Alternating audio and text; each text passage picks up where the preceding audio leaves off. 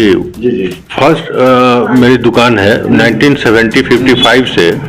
हमारे यहाँ पहले क्या होता था कि जो भी रेट होती थी उसमें बार्गेन होता था, लेकिन 75 में हमारे पिताजी ने उस चीज को बंद कर दिया, फिक्स प्राइस कर दिया 75 में। जी 75 में उन्होंने फिक्स रेट का जब दुकान किया तो उस समय तो इतना लोग, आज जितने हम लोग सोशल मीडिया पर एक्टिव हैं या जितने भी हम लोग आजकल, उस जमाने में वो चीज नहीं होती थी।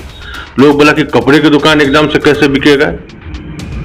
उन्होंने इस चीज को चैलेंज के रूप में लिया कि नहीं हम बेचेंगे तो एकदम से ही बेचेंगे। उन्होंने बताया कि 2 साल बहुत कष्ट हुआ हमको। बोला कि बाबा जी का, उनका उदाहरण देते थे कि बाबा जी का कंबल एकदम से नहीं बिकता है, तो ये कपड़ा कहाँ से बिकेगा एकदम से। तो अभी हमारी पुरानी प्रतिष्ठान है, वहाँ पे वो हमारे खुद का किराया का सूरी स्कूल के जो पास। जी जी नहीं, हमारा पहले बड़ी बाजार में ही मेन फ्रंट पर ही था। उस समय में बड़ी बाजार, उसमें बहुत छोटी जगह थी जी, बहुत छोटी चीज थी। बड़ी बाजार ही एक मंडी था। अब तो बहुत डेवलप हो गया मधुबनी, उस समय बड़ी बाजार ही एक मंडी था, बाकी और कोई मंडी नहीं थी।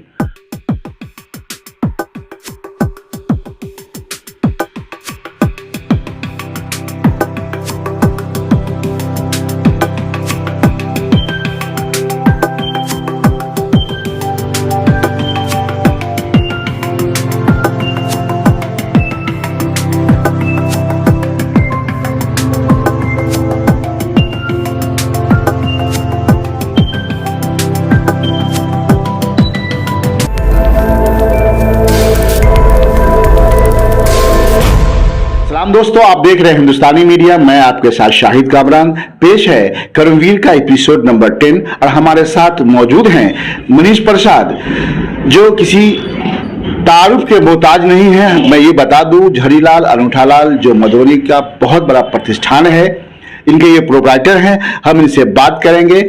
आज भी इनके 2 शोरूम मधुबनी में अवेलेबल हैं। जानकारी के मुताबिक पिछले 70-72 सालों से इनका यह कपड़े का कारोबार रहा है, इनके पिताजी के जमाने से, और इन दिनों मनीष जी इनको संभालते हैं। सबसे पहले स्वागत है सर आपका हमारे कर्मवीर एपिसोड में।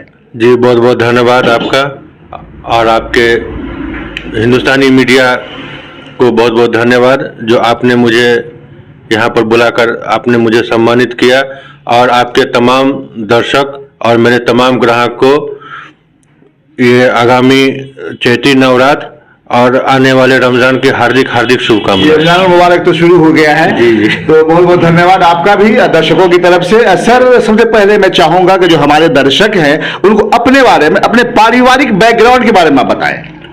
जी हाँ, जैसा कि आपने बताया कि 70-72 साल से हम लोग इस रोजगार में लगे हुए हैं। जी जी। सबसे पहले ये रोजगार की शुरुआत हमारे दादाजी ने किया था, जिनके नाम से प्रतिष्ठान भी है, श्री अनूठालाल शाह जी। जी जी। उन्होंने इस प्रतिष्ठान को, उस समय कपड़े जो हम लोग को बताया गया कि उस समय कंट्रोल में कपड़ा मिला करता था, जैसे आजकल अनाज कंट्रोल में आता है, उस जमाने में कपड़े भी कंट्रोल में ही आया करते। किस जमाने की बात नहीं होगी, साल वाल कुछ याद है? जो हम लोग सुनते हैं अपने पिताजी से सुने, मतलब 54-55 की बात है ये। 19 कपड़ा भी कोटा की तरह से जी जी जी जी कंट्रोल में ही आता था, और बहुत ज्यादा नहीं आता था, मतलब 1-2 आइटम आता था, उसी से मतलब लोगों की जीवन यापन चलती थी। अच्छा, इतनी वैरायटीज और इतनी कलेक्शन तो उस समय तो था ही नहीं। था भी नहीं। तो ये इतिहास है। हमारे पिताजी श्री भोला प्रसाद जी, उन्होंने 1958 में हमारे दादाजी से अपने हैंड ओवर किया अपने दुकान को। जी जी। और उस समय में एक छोटी सी मामूली पूंजी से हम लोगों की स्टार्टिंग है दुकान की।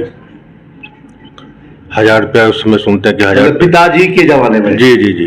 तो दादाजी के जमाने में क्या रहा होगा? दादाजी ने तो कंट्रोल में काम किया वहां पे। पापा जी ने 1000-2000 से दुकान शुरू किया उस जमाने में। और हम लोग की किराए की दुकान थी मधुबनी में, जो अभी हमारी पुरानी प्रतिष्ठान है, वहाँ पे वो हमारे खुद का किराया का सूरी स्कूल के जो पास। जी जी नहीं, हमारा पहले बड़ी बाजार में ही मेन फ्रंट पर ही था। उस समय में बड़ी बाजार, उसमें बहुत छोटी जगह थी जी, बहुत छोटी चीज थी। बड़ी बाजार ही एक मंडी था। अब तो बहुत डेवलप हो गया मधुबनी, उस समय बड़ी बाजार ही एक मंडी था, बाकी और कोई मंडी नहीं थी। और उसी समय में एक छोटी सी वहाँ पे हमने, उस समय जो सुनते हैं कि कपड़े की दुकान थी ये सब, तो उस छोटी सी चीज से ही उस चीज की शुरुआत हुई। और हमारे पिताजी का मेहनत और ये हुआ जैसे जैसे हम लोग का उनका मेहनत हुआ उस हिसाब से ग्रोथ हुआ। लोग अब चूंकि कपड़ा कंट्रोल से हट गया, उसके बाद कंट्रोल लाइसेंस राज खत्म हुआ। उसके बाद फिर टेक्सटाइल का डिवीज़न हुआ, जो आपका ये पॉलिस्टर वगैरह सब जो आना शुरू हुआ। जब पॉलिस्टर का जब आना शुरू हुआ, जब कपड़े का उत्पादन बहुत ज़्यादा इंडिया में होने लगा, तो धीरे धीरे करके ये चीज़ को फिर से उन्होंने समय के हिसाब से अपने आप को ढालते ढालते ढालते आज हम लोग इस। तो पिताजी कब तक इस संस्थान को चला पाए? पिताजी 2007 तक चला इस चीज़ को। 2007 तक चला। जी जी। तो आप मनीष जी आज जहां आप हैं, मुझे लग रहा है कि मधुबनी में अगर किसी प्रतिष्ठान की बात की जाए तो एक लेमैन की भी जबान पे आता है, झरीलाल अनूठा लाल जी। आप ये कोई, मैं आपकी तारीफ नहीं कर रहा हूं, आप दूर दराज इलाके में चले जाए, गांव में चले जाए, इवन का आप नेपाल के कुछ हिस्से में चले जाए तो बोलेगा मधुबनी जाओ, वहां झरीलाल अनूठा लाल क्या चले जाना। तो जो कुछ आज आपके पास है, क्या ये पिता के वक्त से ही है या फिर इसमें आपकी भी कुर्बानी है? नहीं, शुरुआत तो उन्होंने बहुत अच्छा किया था और उस समय में जो उन्होंने जो मेहनत किया, जब हम अपने आप में आए, जब हमको काउंटर पर बैठना पड़ा, तो हमने देखा कि उनका एक अपना एक प्रिंसिपल था कि हमारे यहाँ कोई उस जमाने में लोग बोला करते थे, जो हम पिताजी हमको बताए, 70-75 के बीच की बात है, जब पिताजी ने एक दाम की दुकानदारी शुरू की। एकदम जी जी जी। फर्स्ट मेरी दुकान है 1970-55 से। हमारे यहाँ पहले क्या होता था कि जो भी रेट होती तो उसमें बार्गेन होता था, लेकिन 75 में हमारे पिताजी ने उस चीज को बंद कर दिया, फिक्स प्राइस कर दिया 75 में।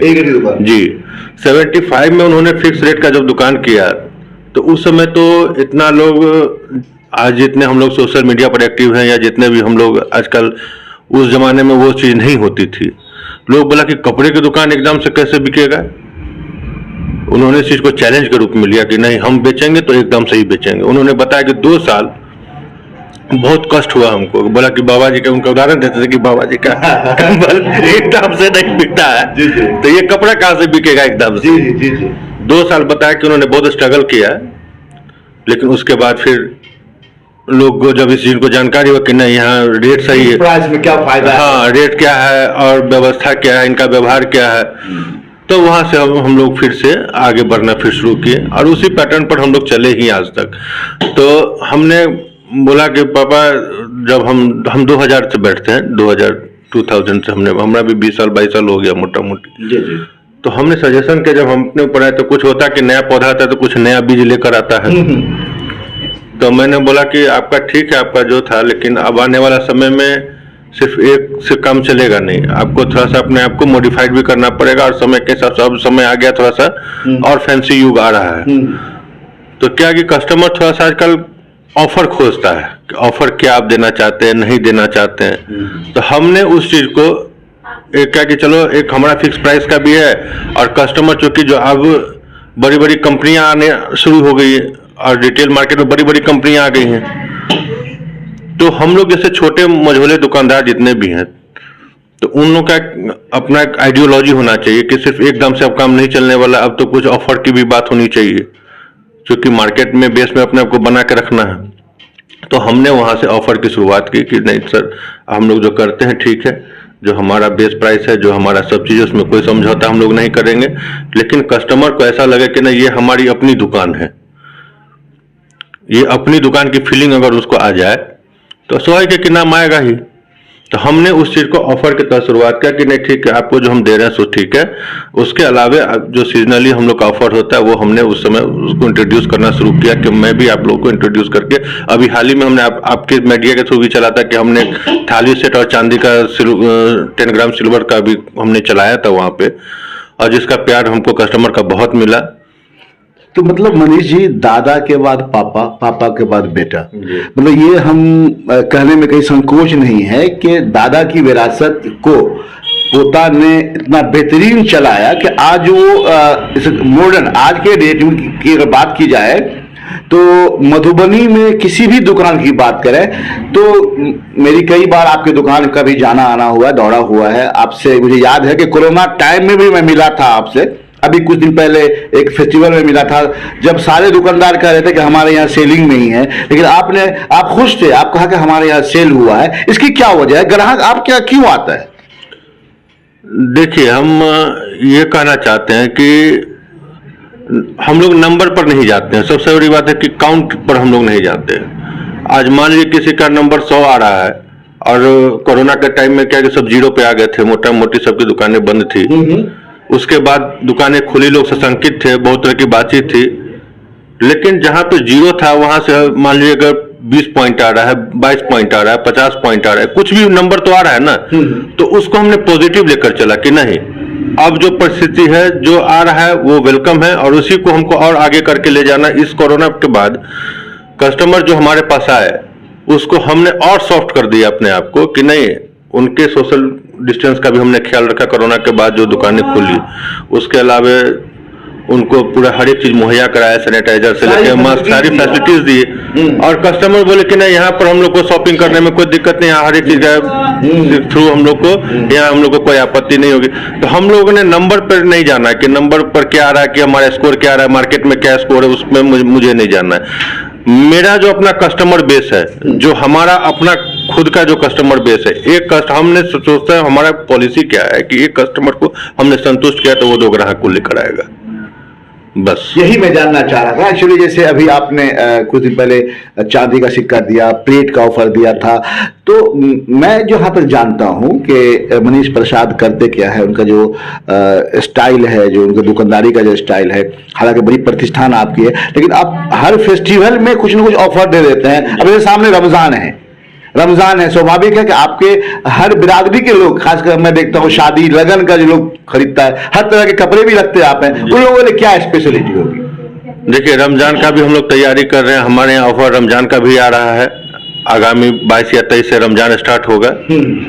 उसमें हमने भी स्कीम की, अभी हम लोग डिस्कस चल रहे हैं, फाइनल मोड में हम लोगों का है। मतलब ये है कि रमजान में भी एकदम निश्चित रहेगा उसमें ऑफर, और अच्छा ऑफर रहेगा। और जितने भी हमारे रमजान के जितने भी हमारे परचेजर कस्टमर हैं, उनको कुछ ना कुछ हम लोग चाह रहे हैं कि उनको कुछ ऐसा मिले यादगार रहे। बिजनेस इतना अच्छा करते हैं आप हैं, मतलब कि लोगों को मात दे रखा है आपने। क्या MBA वगैरह भी किया है क्या? नहीं सर, तो मतलब टेक्निक जो है आपका, मतलब कि बोलने का अंदाज, जो गया एक बार वो वापस नहीं गया, वो लेकर ही गया, क्या वजह क्या है इसकी, कारण क्या है ना? नहीं, मैंने कहीं से कोई चीज सीखा नहीं, मैंने कोई क्लास नहीं किया, मैं तो अंडर ग्रेजुएट ही हूँ। सब विरासत है, सब विरासत में। मैंने जमीन से बहुत जुड़ा काम किया। जैसे जिस समय हम पढ़ाई भी करते थे तो उस समय लोगों से मिलना जुलना, सब तरह से बातचीत होती थी।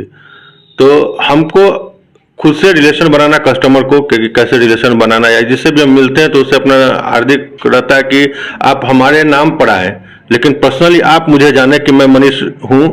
और कस्टमर को यही आए कि कल हो के कस्टमर भी आए तो ये कि मैं मनीष की दुकान पे जा रहा हूँ। और ये एक बहुत बड़ा साइन होता है दुकान के लिए। आपके बोर्ड पर तो आपने जिसको बुलाया वो एक बार आया, लेकिन आप वहां पर आने के बाद आपको वहां पर क्या फीलिंग हुआ है, हमारे काउंटर पर आने के बाद आपको क्या फील एब्जॉर्ब हुआ, तो वो चीज तो आपको एक ऑनर ही आपको बता सकते कि क्या फील आएगी। और वो फील हम देते हैं उसको कस्टमर को कि नहीं, मनीष आप ही के बीच का एक आदमी है। मनीष जी, आपको तो सब कुछ बना है। मेरा गरीबी कभी देखा आपने? गरीबी जानते हैं? बिल्कुल जानते हैं।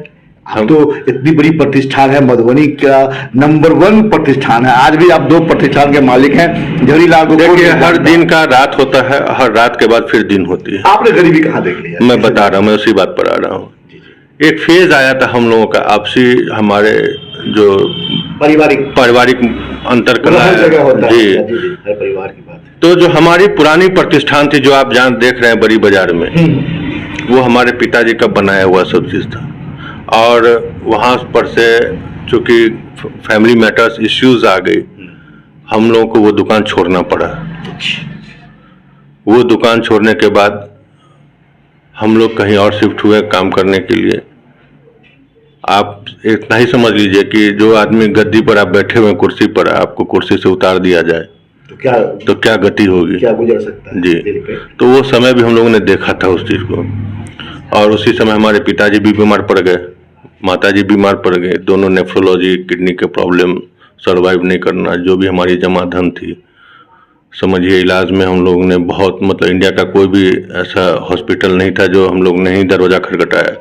एक अच्छा खासा हैंडसम निकल गया, दुकान छूट गई हमारी, प्रतिष्ठान छूट गया हम लोगों का, पुराना प्रतिष्ठान छूट गया, एक अलग ये घटना हो गई अलग।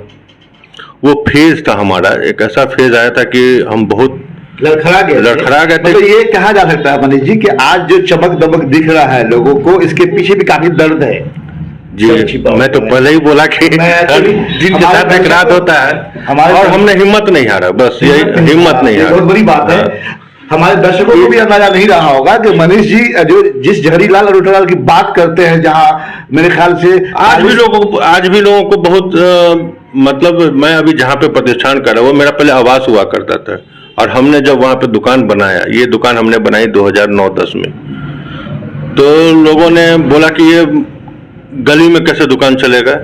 मैंने उसको बोला कि नहीं, मैं चैलेंज लेता हूँ उस चीज को, मैं करके दिखाऊंगा। चल रहा है आज नंबर 1 है। और मैंने चलाया, और कस्टमर से चूंकि मैंने शुरू से बोला कि मेरा खुद का रिलेशन है, चूंकि हम डेवलप करना चाहते हैं, कस्टमर बॉन्डिंग हम चाहते हैं कि हमारा बने, और भगवान ने उसी चीज को हम लोग को नेमत दिया कि नहीं ठीक है, मेरा दिल सच्चा रहेगा तो मेरी काम होगी उसमें। कितने लोग को रोजगार दे रखा है आपने अभी? जी अभी 30-40 लोग हैं हम लोग के साथ। कितने प्रतिष्ठान है आपके मार्केट में भी? जी अभी तो हमारे कपड़े के 2 हैं और एक ऑटोमोबाइल का है सर। ऑटोमोबाइल का कहाँ है? ऑटोमोबाइल का हम लोग यूज्ड कार का करते हैं। ये कहाँ पे है? ये हमारा आपको राम चौक पे है, झरीलाल उठलाल ऑटोमोबाइल के नाम से है। इसमें यूज्ड कार का हम लोग का, हाँ जी जी। देखा दर्शकों, ये है मनीष प्रसाद। आपको अंदाजा नहीं हो सकता है या सोच भी नहीं सकते थे कि हर कामयाब शख्स के पीछे कहीं न कहीं दर्द और गम का भी सिलसिला होता है, जिसे पार कर वो इंसान कामयाब होता है। मनीष जी दिखने में भले ही नौजवान लग रहे हैं, लेकिन इनके पीछे भी काफ़ी दर्द है। काफ़ी मेहनत मुशक्कत के बाद ये झरीलाल अनूठा लाल, जो मधुबनी कह सकते हैं कि एक नामचीन दुकान माना जाता है, और है जहाँ हर वक्त जाएंगे तो आप सैकड़ों के लोगों में भीड़ और ग्राहक नजर आएंगे।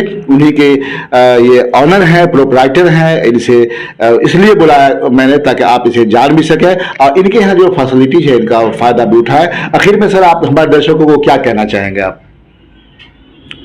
मैं यही कहना चाहूँगा, जो भी आपके व्यूअर्स हैं, जो भी हमारे कस्टमर हैं, इसी तरह आपका सपोर्ट, इसी तरह आपका प्यार मिलता रहे। जी मैं बस यही कहना चाहूँगा। वो जरूर जुड़े आपसे। जी जी बिल्कुल बिल्कुल बिल्कुल। तो देखिए, आप लोग एक बार जरूर आए, झरीलाल अनूठा लाल की दुकान पर जाएं, एक बार जुड़े उनसे। मनीष जी जो बोल रहे हैं, क्या अपनी बातों पर खरे उतरते हैं? एक बार जरूर जाएं और इनका भी टेस्ट लें। देखते रहिए हिंदुस्तानी मीडिया। अगर आप हमारा चैनल YouTube पे देख रहे हैं तो चैनल को सब्सक्राइब कर दें और बेल आइकॉन को दबा दें ताकि लेटेस्ट न्यूज़ आप तक पहुंचती रहे। अगर आप हमारा चैनल Facebook पे देख रहे हैं तो चैनल को फॉलो कर दें और लाइक कर दें।